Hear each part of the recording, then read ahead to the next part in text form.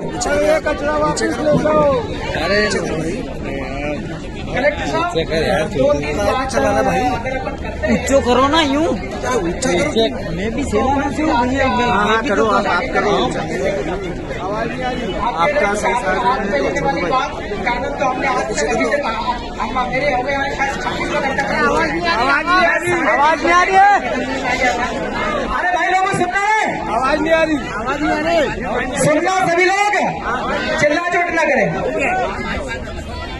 Collector साहब 26 घंटे मेरे हो गए हैं, एक साथी 35 घंटे से आमरण अनशन पर है, पानी भी छोड़ रखा है। हम ये चाहते, आपने कहा फैक्ट्री आप बंद मत करवाइए, आपने कहा हम फैक्ट्री बंद नहीं कर रहे, हम कह रहे हैं कि फैक्ट्री आप बंद करवा के उसकी चाबी आप रख लो, राइट?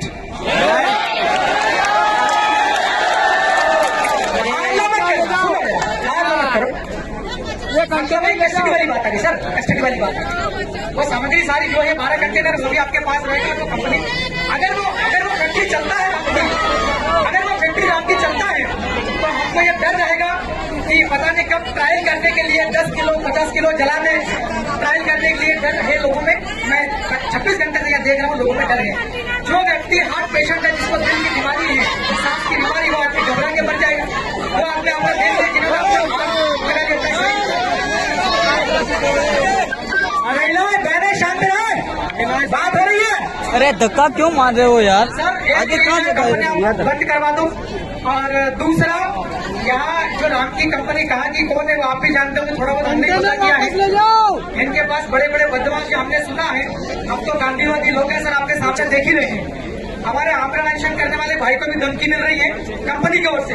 हम जैसा लोगों को भी धमकी मिल रही है। मैं विधानसभा सदस्य हूँ, लेकिन धार जिले पीथमपुर के लोगों को भी नेताओं को धमकी मिलने की नहीं मिल रही है।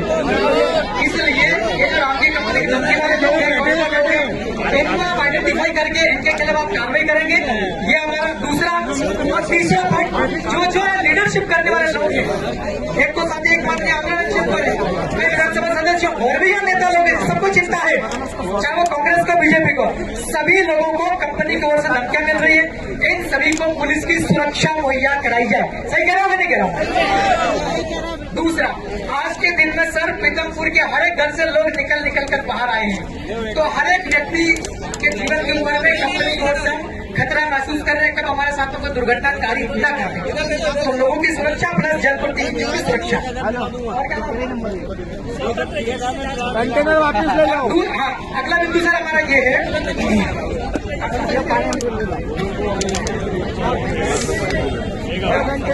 कंटेनर वापस ले जाओ, अपने घर में चलो।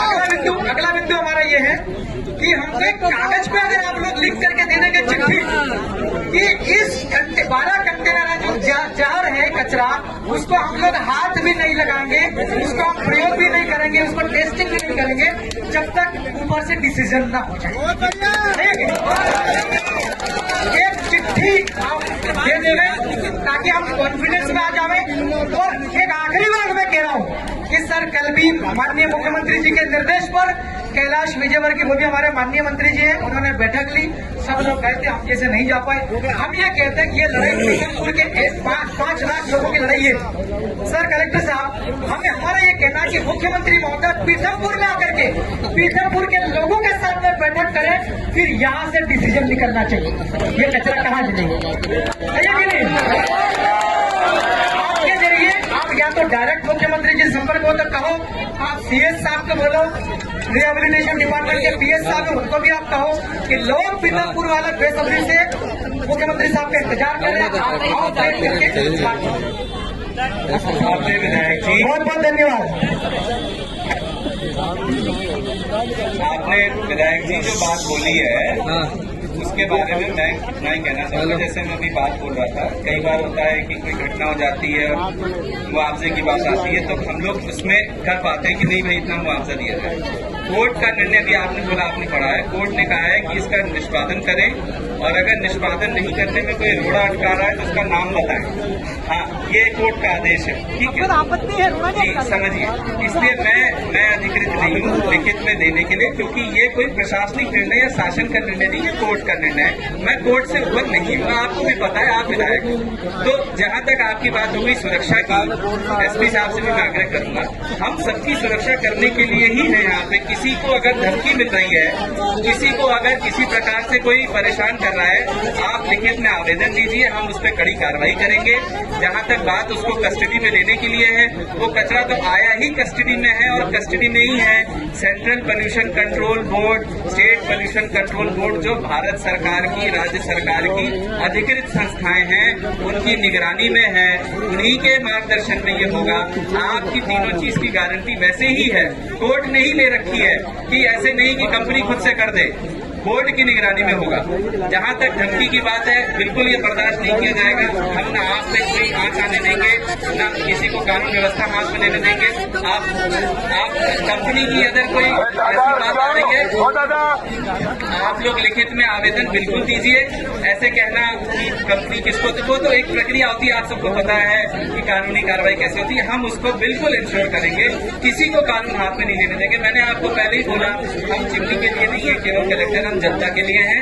चाहे फैक्ट्री हो, चाहे रोड हो, चाहे जनता हो, जिसको भी कानून व्यवस्था में कोई भी बाधा उत्पन्न होगी, हम उसका निराकरण करेंगे। धन्यवाद। और आपसे भाई, मेरा आपसे आग्रह है, अरे ऐसे कैसे, ऐसे विधायक जी, सर एक मिनट, ये सभी लोगों के बीच में आप लोग कोई डिसीजन भी लेने को तैयार है, कोई दिक्कत नहीं। मगर हमारा ये कहना कि पीतमपुर के लोगों के साथ में मुख्यमंत्री साहब की बैठक आप लोग तय करवाओ। बिल्कुल ये बात। सर एक आपत्ति मेरी, अभी इंदौर में हमारा शानदार आंदोलन चला था, शायद आप यूपीएससी से आए होंगे। एमपीपीएससी का आंदोलन चला, मुख्यमंत्री ने 10 लड़कों को बुलाया, बात भी हुई, बोला कि हम वैकेंसीज निकालते हैं, आपको कॉपियां हम दिखवा के रिजल्ट जल्दी निकालेंगे, और कल लड़कों को जेल में डाल दिया सर। तो मेरा ये कहना कि पीतमपुर के 10 लोग नहीं जाएंगे, मुख्यमंत्री साहब पीतमपुर में आएंगे। सही है कि नहीं भाई?